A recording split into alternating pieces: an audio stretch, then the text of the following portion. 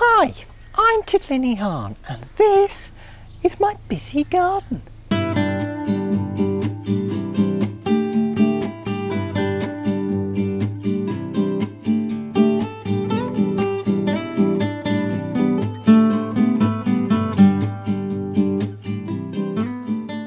Let's start with a bit of good news. Firstly, all the slugs and snails seem to have gone from my garden.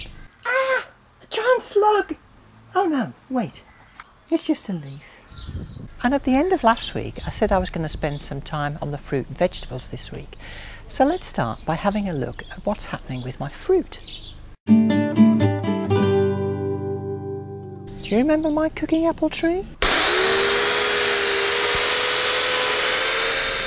Now look at it. Just loads and loads of blossom on it. On my apple spindles, most of the blossom has already set. Sadly, the same can't be said of the blossom on my plum tree. But there are some signs that I might get a little bit of fruit off the tree. I think the late frost killed most of the blossom. This is one of my 2 blueberry bushes. Now, I've never grown blueberries before, so I'm assuming that this is what the set fruit looks like. It does look a little bizarre, I have to say. My raspberries seem to be doing really well. Apart from the fact that there are lots of flowers on the canes, there are a lot of new canes pushing up, and these are the things that'll carry the fruit for next year. The blackcurrant bushes are doing great, and I think I'm in for a bit of a fruit bonanza off these this year. This gooseberry bush is doing better than I expected, and there's also signs of some little fruits on it already. My tayberry seems quite happy this year. There's lots of flowers along each of the trailing canes, and there's also some new shoots coming up. Next to the tayberry is this jostaberry bush, and a jostaberry, in case you didn't know, is like a cross between a gooseberry and a blackcurrant. Last year I had about 10 fruit off this because I couldn't get at them, but this year I see fruit. Lots of it.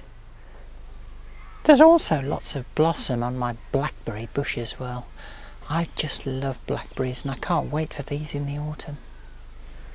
And finally, these are the strawberry plants in flower. And wherever there's flowers, there's fruit. I can't wait for some freshly picked strawberries later this year. And so to my first harvest of the year, this rhubarb. The stems are fat and nicely coloured, so here goes. With a sharp knife I'll cut right down to the base. Cuts very easily. Lovely. Now the thing about rhubarb, of course, is that you only ever eat the stalk and not the leaves because they're full of oxalic acid. It's extremely poisonous. And there we are, 6 rather nice juicy sticks of rhubarb.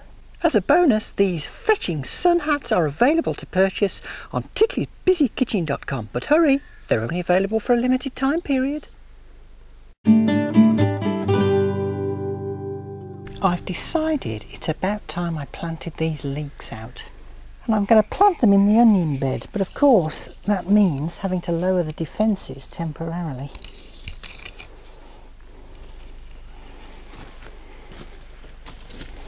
I'll just give this central portion here a bit of a quick dig over.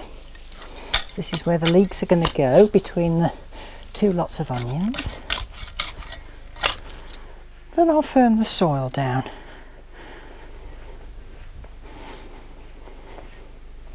Now I need a fat pointy piece of wood like this, otherwise known as a dibber, and I'm going to dib a series of holes to 20 centimetres. We dib, dib, dib, dib, dib, dib, dib, dib, dib the whole day through. We dib, dib, dib, dib, dib, dib, dib, dib, dib for me and you. And then into each dibbed hole, I'll carefully lower in a leek. That's good. Then I'll fill the hole carefully with water, and that'll wash just enough soil over the roots. And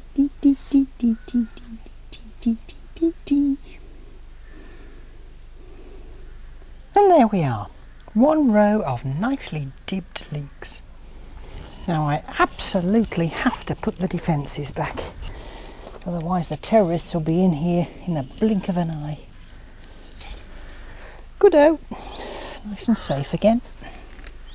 Now if these don't turn into big fat leeks, I'm going to blame it on Monty Don. One important thing about gardening is you should reward yourself from time to time with a nice cup of tea.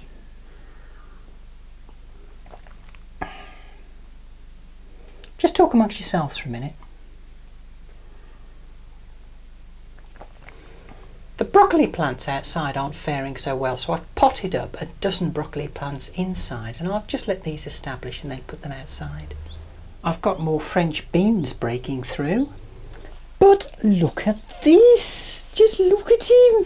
Isn't he lovely? Oh, he's all chunky and juicy. And this one. And there's a lot of flowers down here too. Courgettes for tea, not far away. Courgettes. Anyway, today I'm going to spend a bit of time potting up some of these chilli plants. And this time I remembered to put my gloves on. Together with weeding, this has to be one of the dullest tasks in gardening. But I promise I'm not going to sing this week. I think you had enough of that last time.